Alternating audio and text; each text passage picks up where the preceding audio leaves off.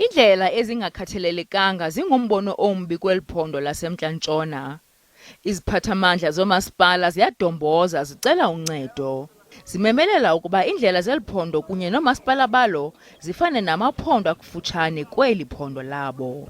I-arhente ejongene neendlela iSANRAL izibophelele ukuba iza kunceda.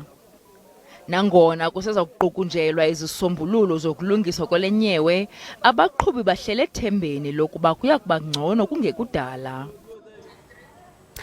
Kanti abantu baphefumle ngeli nqaku batsho bechaza nangendlela ezimbi kwiindawo abahlala kuzo kwiqonga lethu leWhatsApp.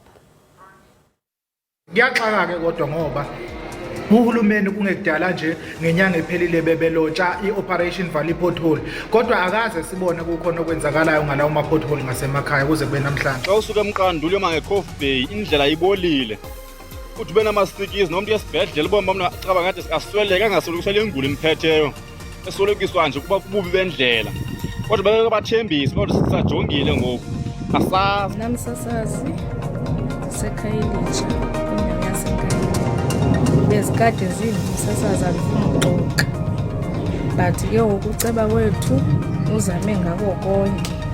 Hayi zinhle kakhulu ke msasazi, qha oonoteksi ababalekisi manje nezimoto ngoba ukuzigingqa zikho. Hayi msasazi andifuna uxoxa, inhle indlela lapho. Iyaxhalabisa kakhulu yona into yezendlela kweli phondo lase-Eastern Cape, kakhulukazi khona kule dolophu yami iIndaba ihleleke ibhekeleke phansi. Kubi kakhulu, imigwaqo ibolile, ndinexhala nje ngoku kusizibhizi nje kaDisemba.